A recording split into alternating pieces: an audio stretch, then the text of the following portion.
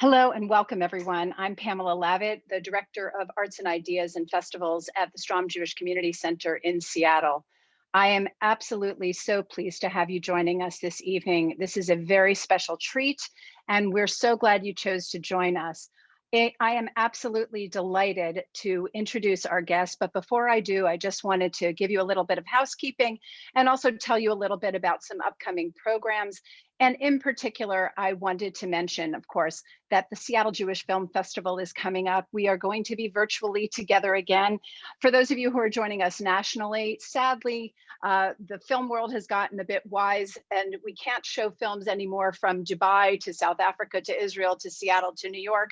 So when you check our website, seattleJFF.org or seattlejewishfilmfestival.org, you'll check out whether or not it's a national screening or not, but we have 19 films coming your way, lots of Zoom programs. And as we say, we are resuming a virtual festival in March. So March 4th through 18th is the Seattle Jewish Film Festival. Please mark your calendars and come and check it out. I'll put in the chat box the website so you can see what the offerings are. Tickets go live on February 3rd, which is Wednesday next week.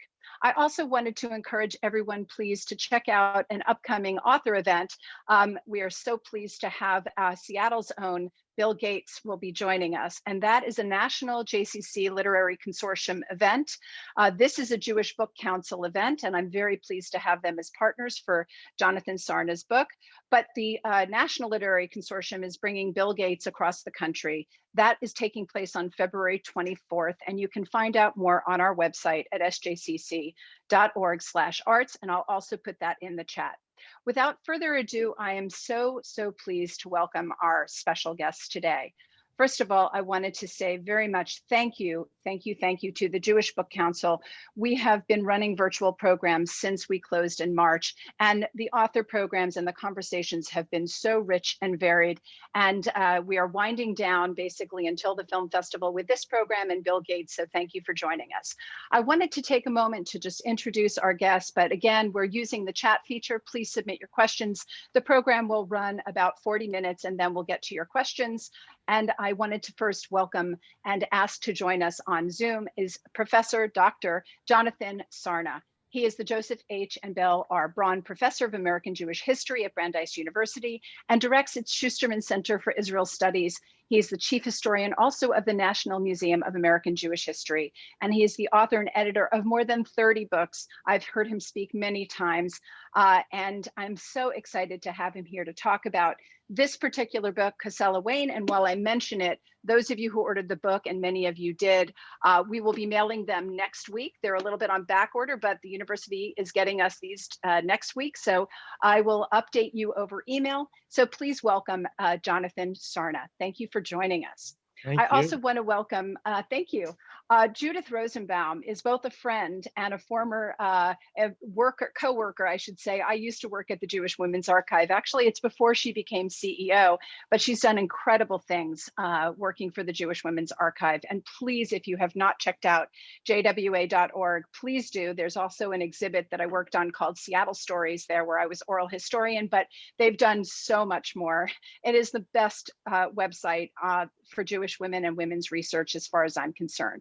Judith is a pioneering digital archive and public history organization that documents Jewish women's stories, elevates and voices, and inspires them to be agents of change. An educator, historian, and writer, Judith earned her PhD in American Studies from Brown University, and she teaches and lectures widely in Jewish studies and women's studies, and also serves on the faculty of the Bronfman Fellowships. She was recently awarded the Schusterman Fellowship for Jewish Leaders. We are so pleased to have these two amazing people joining us today. You're in for a real treat. So please, everyone, sit back and enjoy. Thank you so much. All right. Thank you so much, Pamela. I'm really delighted to be here, and thank you, Professor Sarna, as well. This is just an amazing opportunity to explore this story, and I want to, first of all, thank you for uncovering the story of Cora Wilburn and bringing this book, the first novel written and published in English by an American Jewish woman, bringing it back to us, making it available. It doesn't happen every day that historians find these kinds of rich sources. So I'd love to start by hearing a little bit about how you rediscovered Cora Wilburn and what your process was of, bringing what you found into our hands with this book. Well, thank you. And let me also say what a joy it is to be with everyone, albeit virtually. I've personally been in Seattle, so I know what a wonderful community it is, and glad that we're able to be together in this virtual fashion. And thank you, Judith. We'll be on first name terms. Thank you for agreeing to be the moderator and to ask questions. It's a wonderful question, and I suppose I should say that in a way I've been stalking Cora Wilburn for many years. Whenever you read a list of 19th century Jewish women writers, and it's a rather short list, um, her name would be there. And all the other names, Emma Lazarus, we know who Emma Lazarus is. And many of the others may be a little bit more obscure. And then there's Cora Wilburn, an unusual name, doesn't sound very Jewish. Nobody knew anything about her. And I hope Judith won't be angry if I say even the Jewish Women's Archive I didn't know about her, and her name wasn't in the encyclopedia, and even the great Jacob Rader Marcus, he didn't know anything about her. So what you do in such cases is every time you find some mention of the individual, you write it on. In the old days, you wrote it on a 3x5, you put it in a file, and you hope that maybe at some point there'd be material. And I did find interesting things. So she wrote this very interesting letter to a very young Henrietta Zold, encouraging her, saying how happy she was that there was a young woman teaching Russian Jews in the Russian school. And then later, a volume appeared with letters from Mary Anton. Mary Anton was also a significant writer from Boston. And suddenly there's a letter of Mary Anton, and she says, "Oh, I went to visit Cora Wilburn. She's the most interesting woman I know in many respects." So, you know, this was really quite fascinating. And then I found some poems by Cora Wilburn in Jewish magazines. And then a few years ago, I got an invitation to join a group at the August Institute for Advanced Studies in Jerusalem, modeled on the one in Princeton. And it was going to be devoted to what they called the study of Jewish women's cultural capital. And I really wanted to take advantage of that opportunity. You don't get invited every day. Um, so I had to find some important area in Jewish women's history that would be worthwhile investigating. And I rather recklessly said, I have various notes on Cora Wilburn. At the very least, I'll write the first article on Cora Wilburn. And then I recruited a couple of Brandeis students to help me scour this internet. I can't say I was expert in the internet, but they knew how to look. I said, let's look. It's a very unusual name. Let's find everything we can find on Cora Wilburn. And something absolutely astonishing happened, which was that there were hundreds of pages of small print prose and poetry by Cora Wilburn spread over a wide range of journals, most of them not Jewish at all, but like the what you're seeing here, these were spiritualist newspapers and magazines. the spiritualist movement was an important movement in the 19th century.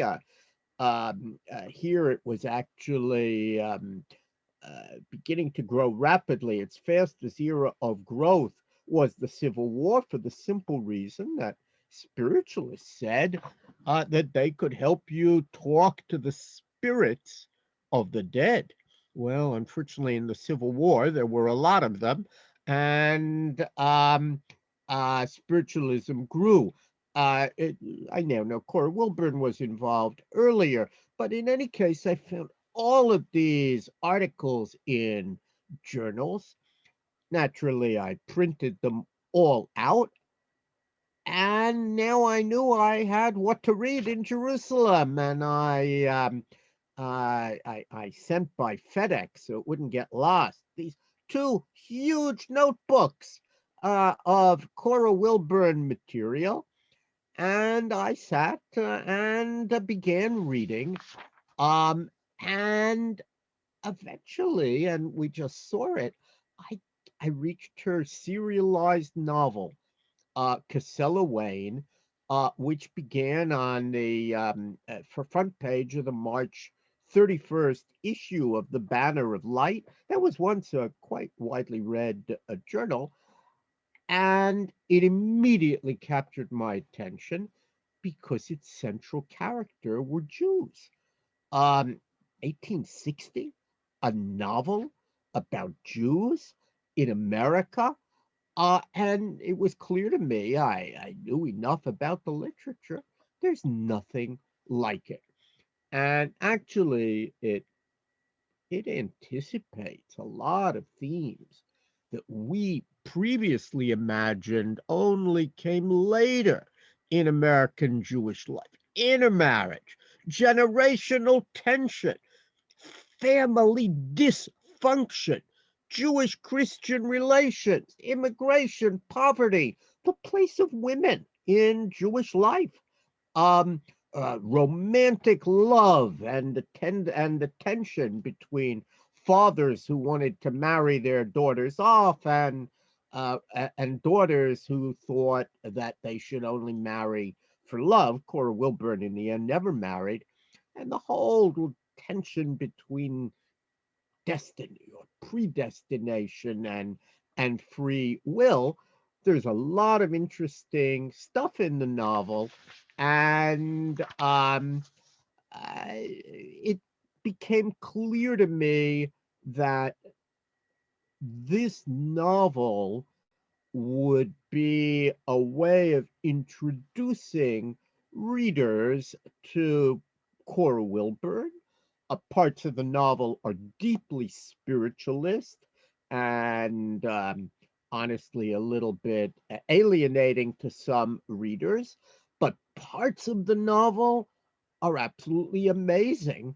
And they describe Jewish communities all over the world, Venezuela and India and so on.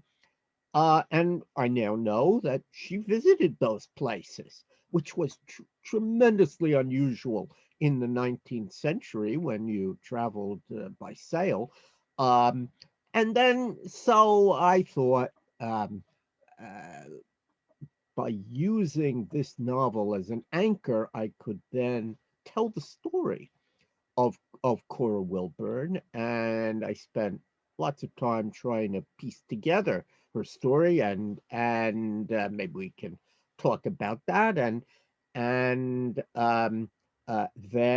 I had three discoveries. I discovered the novel, and then amazingly, I found the diary, which is the basis clearly for the novel. I mean, you only have that opportunity once in your life in a way. And there's the diary in now in the American Jewish Archives, and then I found her picture.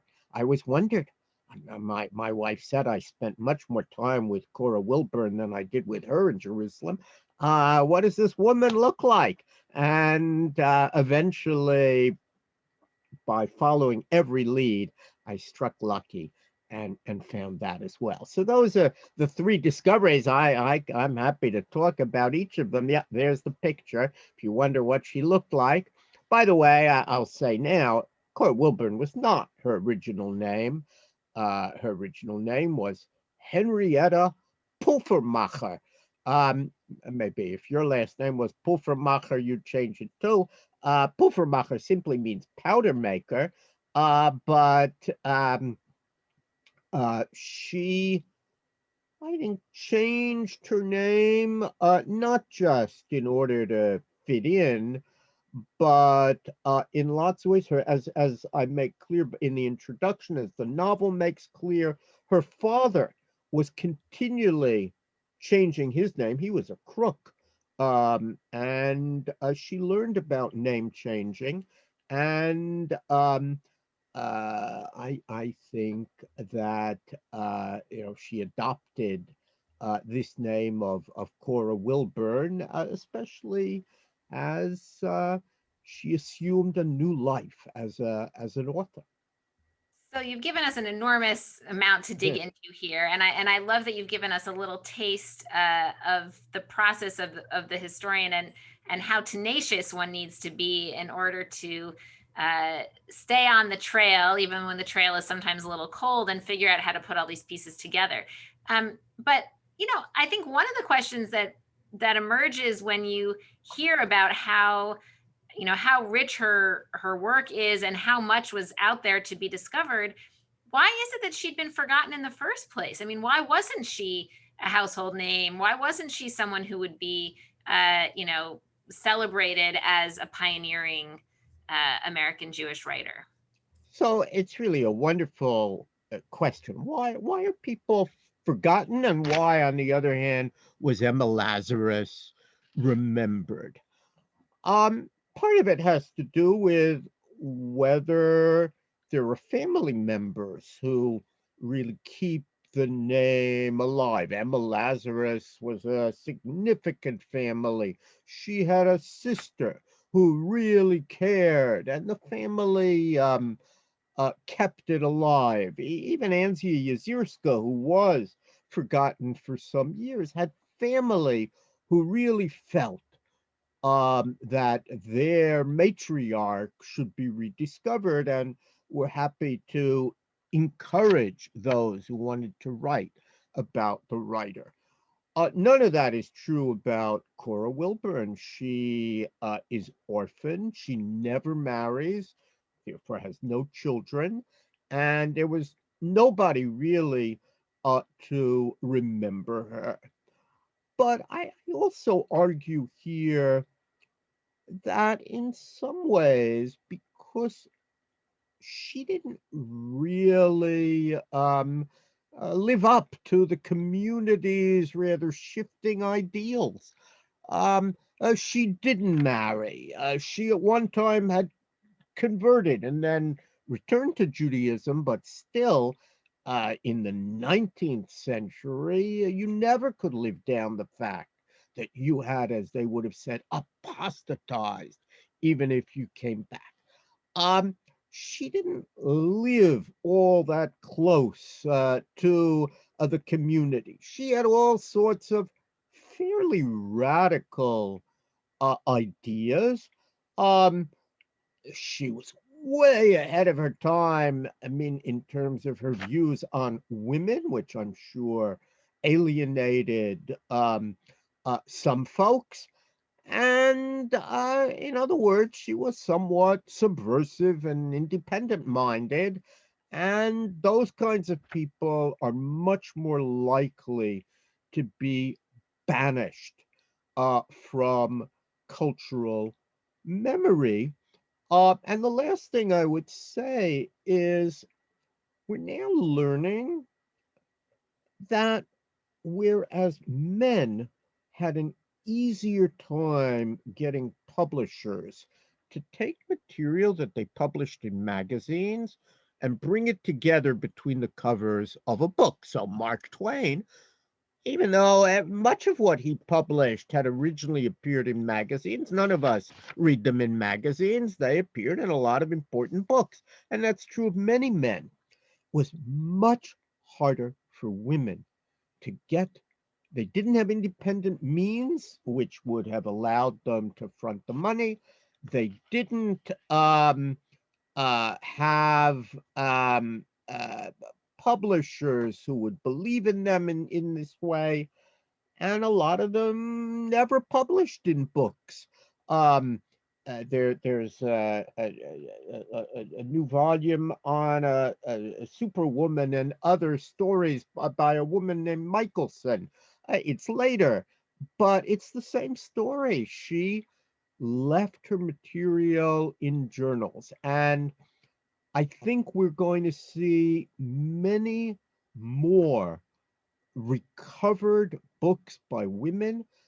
Now that so many newspapers and magazines have been scanned, and you can search the internet and find them, I think we're going to find a lot of these treasures um, that will rewrite in some ways literary history, and certainly remind us that there were many more women writers, and much important work that has simply been lost in these newspapers of old. Well, I certainly hope so. I think that's an exciting possibility. But as you said, so much of Wilburn's story, of her personal story, and what she wrote in the novel was sort of marginal to Jewish life, or marginal to the ways that the Jewish community may have wanted to see itself. So, for example, the novel depicts a Jewish father who's abusive to his daughter. Now, it's not that we haven't seen that in American Jewish literature, but we've seen more of it maybe in the 20th century. I'm thinking, for example, you mentioned Yezierska. I'm thinking of The Bread Givers, which is a kind of classic example of that. So why does it, what happens when we see that in the 19th century too? What information does that give us that's new and different about 19th century Jewish life that we get from Wilburn's writing? So, from her life? We actually didn't really have much in the way of novels from the so-called Central European period of American Jewish life. Indeed, there were people who had all sorts of theories. They didn't write novels. Only East European Jews influenced by Russian literature, like Abraham Kahan, they wrote novels.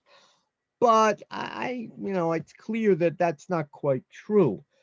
And there are remarkable aspects of this novel.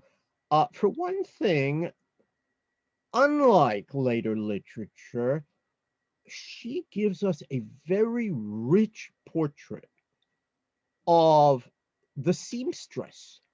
Before the clothing trade, East European Jews, you had sweatshops, but you had ready-made clothing. But she is really depicting Jewish life in the early 1850s. People would bring a seamstress into their house and so on. And she is depicting this group of women who sadly earn their living with their fingers. That's a whole world of which we know little. The other thing we learn is about poor Jews. Not surprisingly, we read a lot more, especially in Jewish newspapers, about rich Jews, and where we hear about poor Jews, they tend to be through the eyes of the women bountiful who went out and helped them. So Rebecca Gratz is in Philadelphia, very significant figure, and she's involved with organizations that help to ameliorate the condition of poor Jews. But we never hear from the poor Jews themselves. And in this book, amazingly, we do, for the simple reason that when the Cora Wilburn, or as she first was Henrietta Pulvermacher, and then she was Henrietta Jackson, she grows up wealthy. Her father is a diamond dealer. Now, we now know that they were fake diamonds, And that's why he had to run from place to place, hoping that by the time people figured out he'd swindled them, he'd be long gone. But in any case, he had a lot of money. But then, and she describes this in the novel, and it's confirmed in the diary. First of all, he throws her out, and second of all, um, he dies, and her mother had previously died. And when he dies, right there it is. This article describes, this was another nice find, describes really her father, Puffermacher, and how he cheated people. Um, um, and the um, he dies, and all of the money is lost or stolen, and she suddenly discovers herself poor. That's unusual already. Women who descend into poverty, and she gives us a very full picture of what that poverty was like. And there are portraits of Jews who didn't treat the help very well, even if they were Jewish help. Some will be shocked. Imagine that. Um, uh, and then she's kind of discovered, and the spiritualists, a new movement, encourage her. They take her in, and she moves from earning her living as a seamstress to earning her living as a writer. That already was much more respectable. She writes poems. She publishes this book.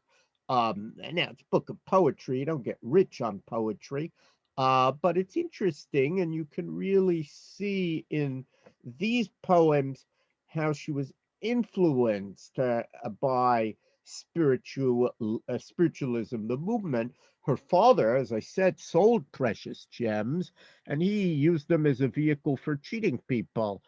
She finds spiritual significance in each of these gems. She shows she knows her gems, and each one teaches values and has deep meaning, and so on. Now, one may or may not today be impressed with that, and I should say that she herself abandons spiritualism not long after this book appears.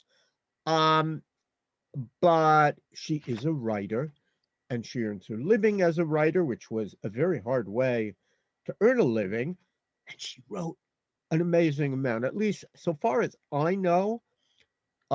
She is the most prolific 19th century American Jewish woman.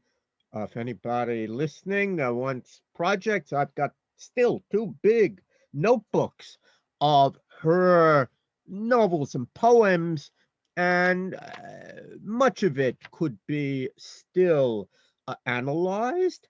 And in spiritualist circles, in her period of greatest literary creativity, she would be widely read. What you're seeing now is interesting. As I said, I found her diary. Let me say a word of how do you find a diary, and then I'll say what you're seeing And how do here. you decode it is the other question I know from Well, yeah. that's a whole other project. So first of all, I had said earlier there was nothing on Cora Wilburn. At a certain point, I discovered in the Boston Jewish newspaper, the Jewish Advocate had one article on Cora Wilburn a few years after she died. And the author of that article quoted a diary. And they were interesting quotes. So naturally, a historian says, wow, a diary exists. Of course, problem was that article appeared, I'd have to look up, it's about 1910, and a long time had passed. I searched everywhere I could think of. Obviously, you start at the major archives, and then you move to minor archives. I even went because I knew that she knew the rabbi at Temple Ohavei Shalom in Boston. I asked them would they let me rummage around, and probably silly, how could you find a little diary? But anyway, I didn't. And then, maybe it's chance, or maybe, as I tell the students, a chance like that comes to the prepared mind. I see a handwritten letter that was sent to Jacob Rader Marcus, whom I knew very well. He was really the founder of American Jewish history and the founder of the American Jewish Archives, and a woman from Boston, Sadie Cohen. She was the widow of an important judge and very important at Ohavei Shalom. I knew that the Cohens knew Cora Wilburn. And Sadie Cohen thanks Dr. Marcus for letting her know that the papers of the diary of Cora Wilburn have been received with the minutes of the Bethel Synagogue. And I was sitting in Jerusalem, and a light bulb, there's the letter, a light bulb went off in my head. I said, well, then the diary must be at the American Jewish Archives. I knew Jacob Rader Marcus, not like he got a 19th century diary and said, I'll throw it away. And that's not how you build a great archive. So it must be there, but it wasn't in the catalog, and nobody knew about it. And this will interest you, Judith, and I hope other readers. Every once in a while, it's good to have gone to graduate school. I went to graduate school just at the time when women's history was getting going. I hope you won't mind my mentioning your mother was so central.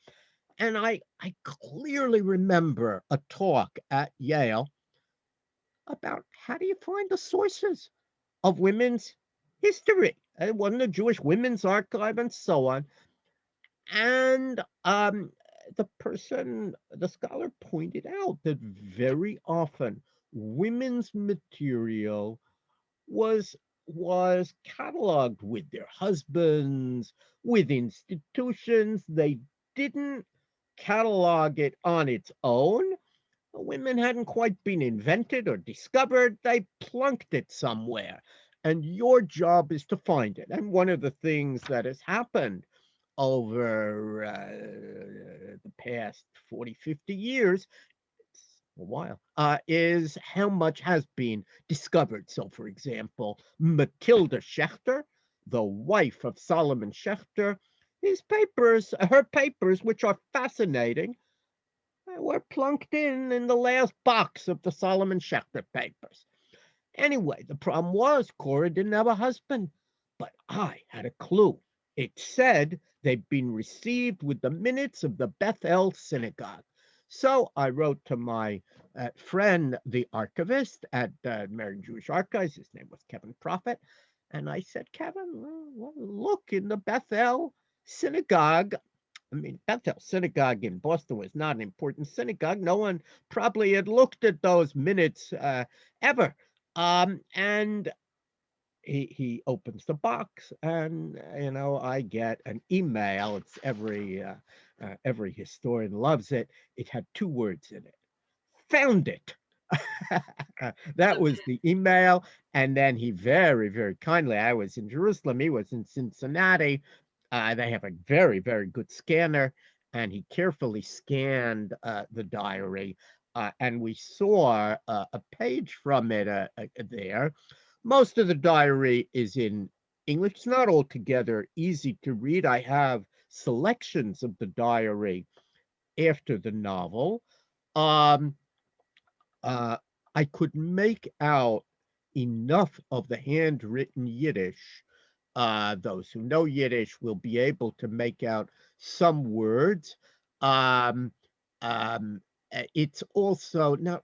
It's it is Yiddish. It's what we call Western Yiddish, not East European Yiddish. This is the Yiddish the German Jews spoke, what some call Judeo-German, and she spelt it just the way she heard it. So, for example, the last two words is umain sella, but it's not spelled Amen Sella the way anyone would in a prayer book. She knew how it was pronounced, and she spelled it out in Yiddish. The basic idea here, and I got some help with it, um, was that she was writing to the father of Israel. She was praying to God in the language that she thought God knew, Western Yiddish, to bring her back and save her and really bring her back to the Jewish people. As I mentioned, she, in Venezuela, after her father died, she'd been taken in by a Catholic family. They converted her to Catholicism.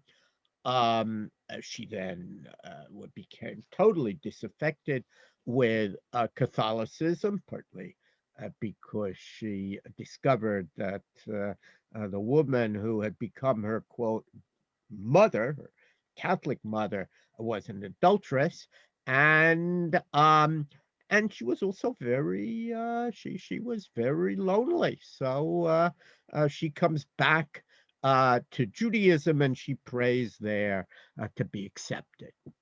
So you've mentioned two things. Well, you've mentioned many things, but two themes here just at the end that I want to pick up on before we move to other people's questions. One is about her transnational experience, and one is about her religious experience. So let's start with the transnational piece. So you said that her father was a crook, and so they traversed the globe in an attempt to escape from the people that he was cheating.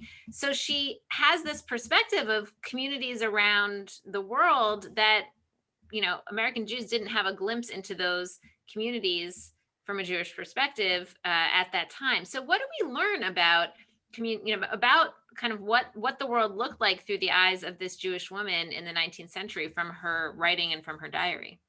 And it's really fascinating. So we do have some thick descriptions of a synagogue in Europe, and she clearly knows Central and Western Europe well. Those are her roots. But the most amazing stuff, she goes to India, and she gives us a description of Calcutta, the Jewish community, which is, and I have to admit, I don't know much about that subject, so I consulted with a young woman historian who's worked on India, and she said, we only have about 2 or 3 descriptions of the Indian Jewish community in the middle of the 19th century. And there is a description of a person with a long beard and so on. She says, "Oh, he must be," and she told me who he was, and indeed read up and saw that.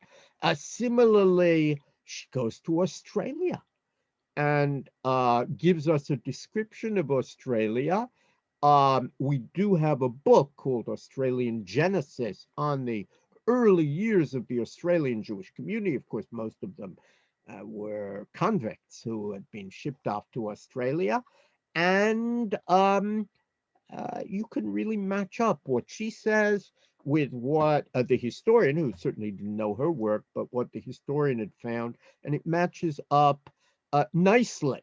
There were early Australian Jewry, for example, had many, many more men than women. And that fits in what she describes. Venezuela, now, alas, the Venezuelan Jewish community has disappeared. in our own time, and many of them are in Florida. But she writes about some Jews in Venezuela, and she has close ties also to Curacao. And so there's a lot of very, very interesting material on the Jewish community. And for that reason, I did add notes, not intrusive notes, not footnotes, but I did add notes to the novel because I, I myself was interested in, can I find the background to this?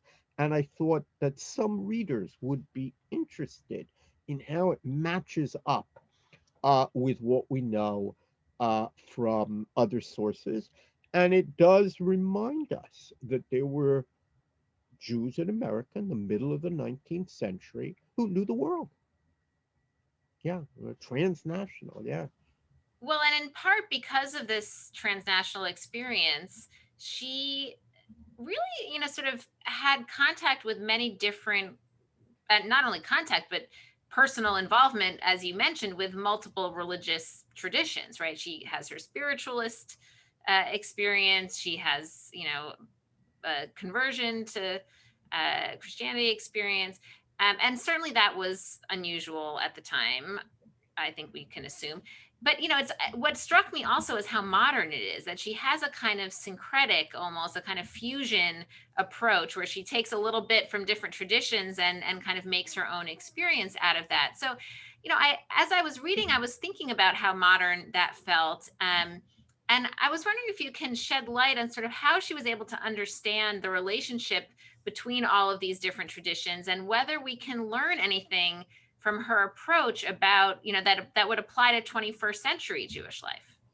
So it's really a wonderful question, and it is true. We it's also new. It kind of pushes back this idea of Jews who discovered other religions. There's a new book by Emily Sigelow on Jews and Buddhism and Jew booze.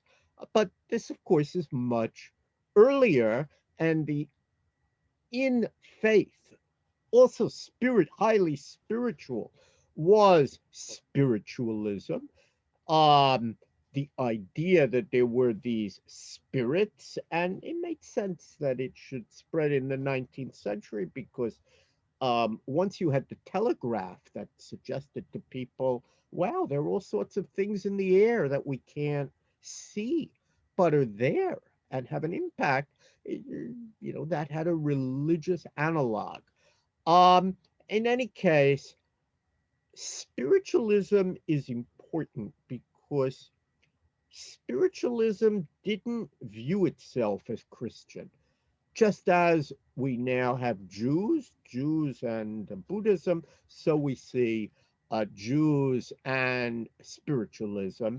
And I agree with you, and maybe we'll close with this, that Cora Wilburn is a woman way ahead of her time. She's at home in many different faiths. She's bringing stuff from Judaism to other religions, but she is not wedded to Jewish norms. In the early 20th century, a lot of very liberal people felt that the Jewish form of burial didn't fit their environmental ideas. Of course, we know such today.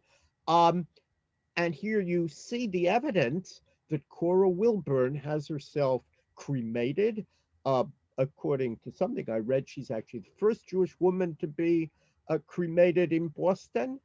Um, and that too reflects, I think, her effort to be one and the same time, progressive in her values, and thoroughly modern, and yet a proud, but by the end of her life, absolutely proud liberal Jew. And her sense was that all that could be synthesized, And, in some ways, it forces us to rethink even where some ideas in Reform Judaism came from, because clearly some of them were influenced by trends in the spiritualist movement. Right.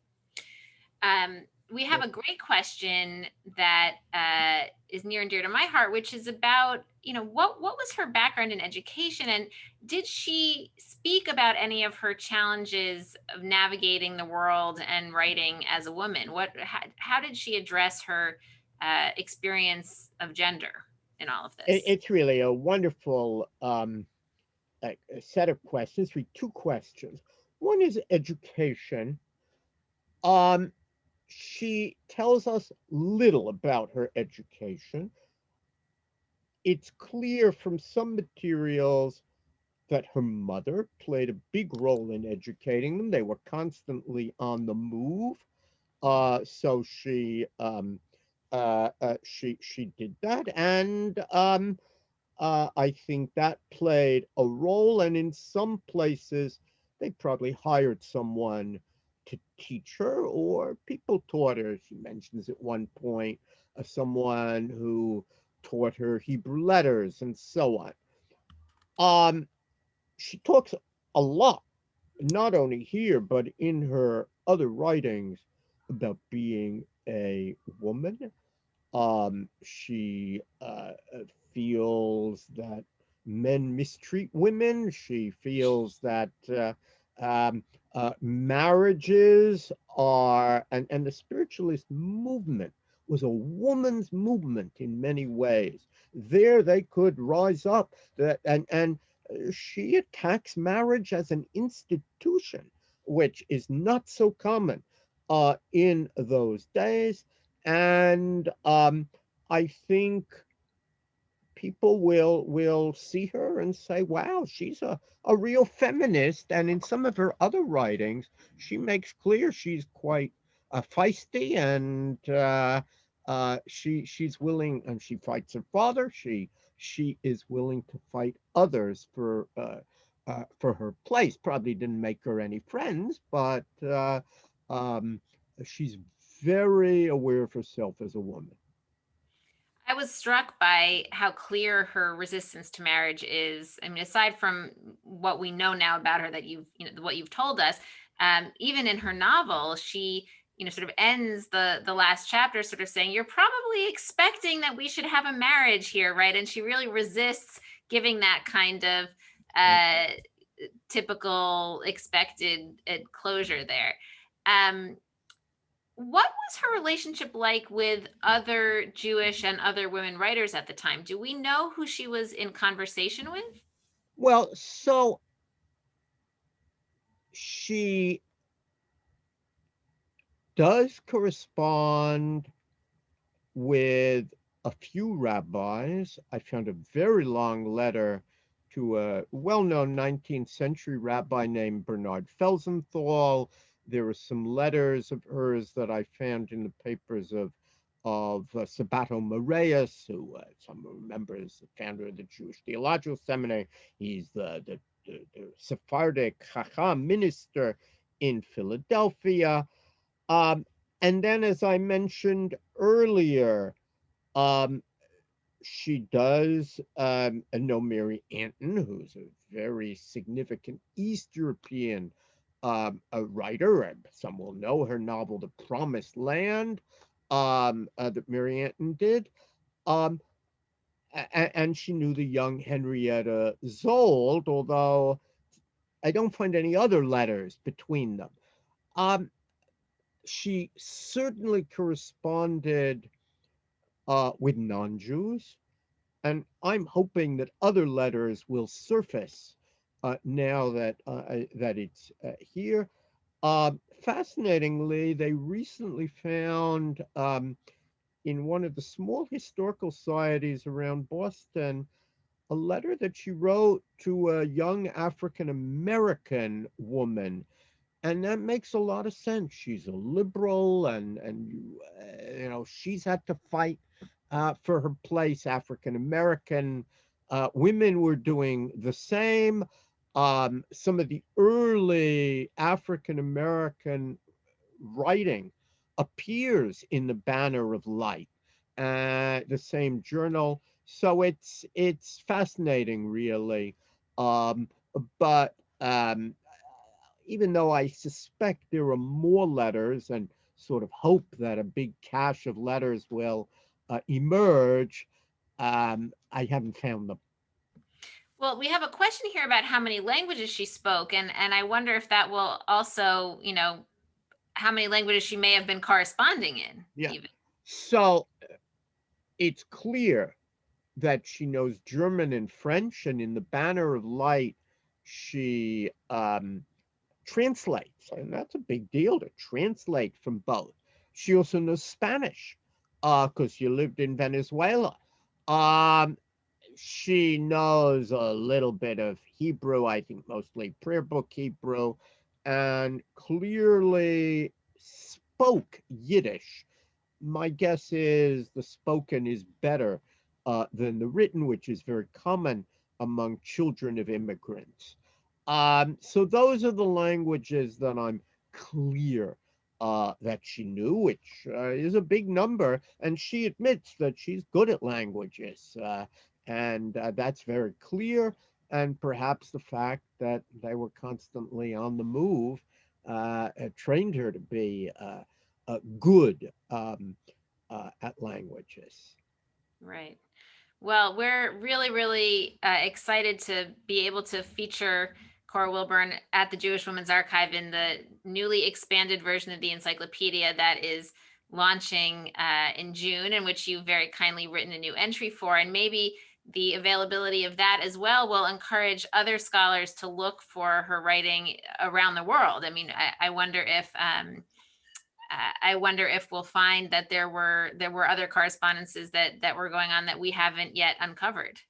It certainly could be. You know, there's a lot of women's material that I think will turn up not only in archives but in people's homes. There are a lot of letters, and I hope now that when it's Cora Wilburn, someone will look online and say, "Oh, Cora Wilburn, I know about her," and that's why I'm so happy that it'll be featured in the encyclopedia, which pops up when somebody puts it online. So we'll see. I see this really as a first word, not by any means as a last word. And I would say that I think literary scholars may read this material differently than a historian does, and that's a good thing. And there's also a lot more to read and study that I hope in time people will indeed pursue. Well, thank you so much for making it possible for us to engage in her story and to pick up the trail and continue this exploration. It's really wonderful to have this incredible novel to dig into, and I'm also excited to see where it will lead and what is left to uncover. And I'm sure it will also, as you said, it will prompt people to think about all the things that are now available online that we can be searching for in journals and other places that there's still so much of women's history. We've barely scratched the surface. There's so much still that's left to uncover. And there are all kinds of new tools that are made possible now in the digital era for us to do that. So there's a whole new generation of scholarship that awaits us. Amazing. I just want to thank the both of you so much. Jonathan Sarna, it's such an honor to have you here with us in Seattle virtually. And Judith, thank you so much for your incredible questions. And I am definitely thrown back to an era where I worked for the Jewish Women's Archive and spent a lot of time here in Seattle at the Special Archives collection, looking at all of the research on Jewish women. There's much there, and I just recommend everyone, if you can and when you can, go to the archive. And there actually is a Jewish archives project here in Seattle. Some of it has made its way into the JWA site as well. And you can learn about the women in our own community. And then this becomes part of the canon of the Promised Land and others. So thank you so much for a wonderful book. Thank you all for joining us, and be safe, be well, and we'll see you hopefully again soon when we can be virtually together again. Bye-bye.